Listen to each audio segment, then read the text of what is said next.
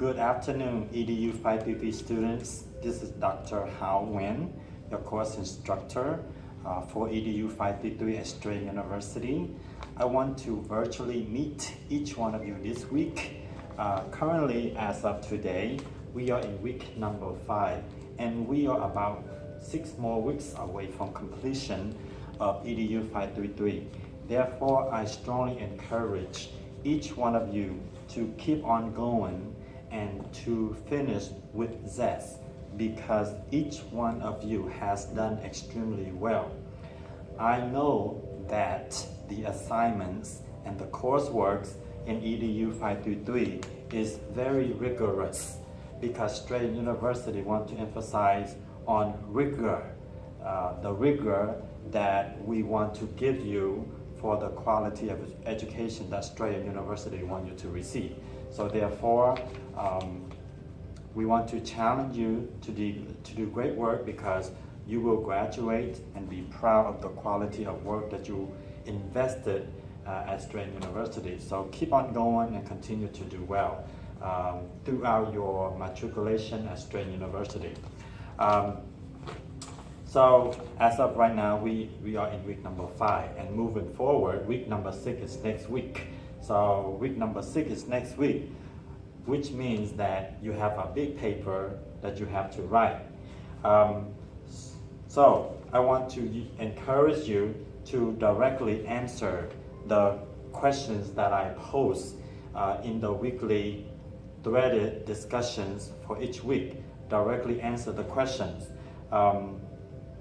In your responses to the weekly discussion, try to write with correct grammar and usage. Make sure that you use some kind of application to proofread what you wrote. Check for the word usage, check for the mechanics, because you are submitting for your peers to view. So even though this may be informal, but make an effort to use formal language when you write. So that will be consistent with your assignment that you are writing for the assignment number 2 and for your other classes as well.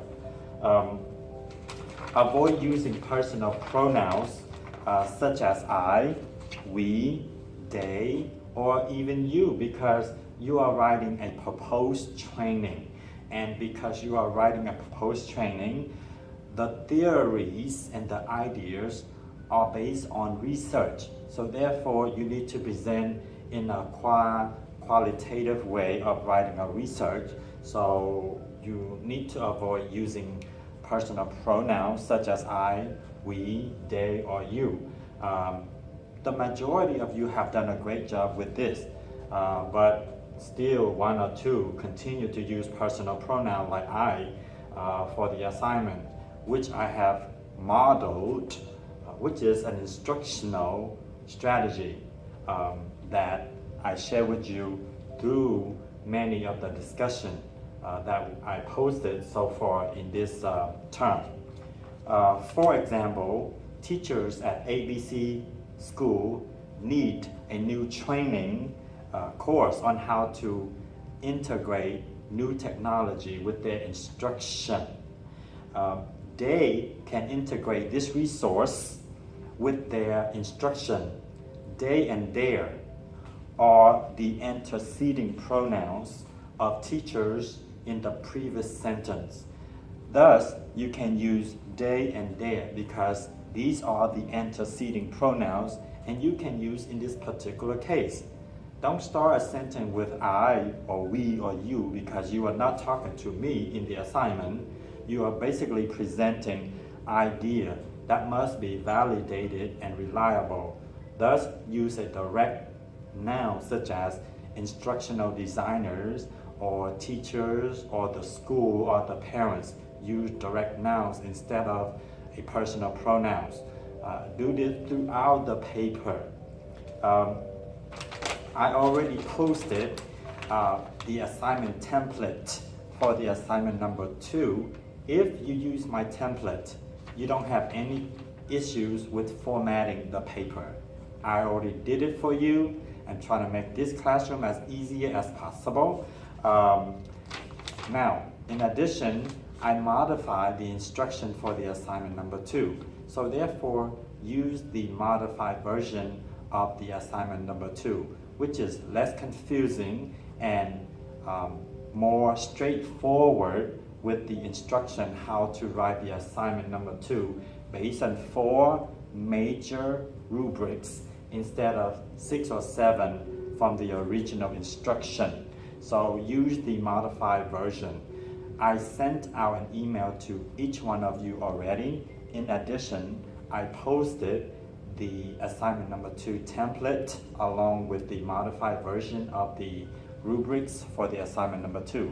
So trying to use this as you begin to write the paper. If you have already begun writing the paper, you can go back and tweak it around so your writing can meet the modified version of the assignment number 2. Make sure as you write, and you have to use ideas from another source, please try to cite. And if you cite, you need to write a reference for the citation that you provide. If you provide a reference, then you need to cite. It goes like that. You cannot just cite without writing a reference. You cannot write a reference without citing. So as you are writing about the learner-related sequencing, basically the order of the instruction, how you going to conduct your instruction from A to Z, what you must do in the beginning, and at the end, what you will do as your instructor and what the student will do. That's why it's called learner-related sequencing. Then you need to talk about instructional strategies. Now, in the original rubrics, it's asking you for 6, but I am revising this model, so you just have to mention 3 instructional strategy. Now, the instructional strategy is in a way similar to the delivery strategy. Instructional strategies focus on what you can do as an instructor to help the student remember the concept that you are teaching. You can use like modeling, you can use role playing, you can use cooperative learning. These are called the instructional strategies. Now, when you focus on the delivery strategy, after you plan for instruction, you have in mind what strategy will you use to help the instruction to become more effective, more efficient, so the learners can receive what you're trying to train them, what you're trying to teach them. But then what technique that you will use to deliver your instruction? You might use technology, you might use attention grabber, ideas or things that get the student to become more focused in the instruction, or you can walk around to each student to see how they are learning. For example, you might have a student who is on his or her phone or not very focused. By you walking around, you trying to get their attention so they can go back and refocus with you, so he or she can benefit from the lessons that you're trying to present. So again, instructional strategies, you only have to mention 3 and 3 delivery strategy. And we discussed this in our weekly discussion. In addition, you need to mention about the instructional message. Now,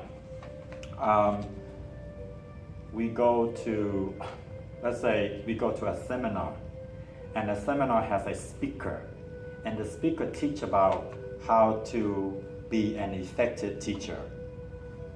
And the speaker present different methods.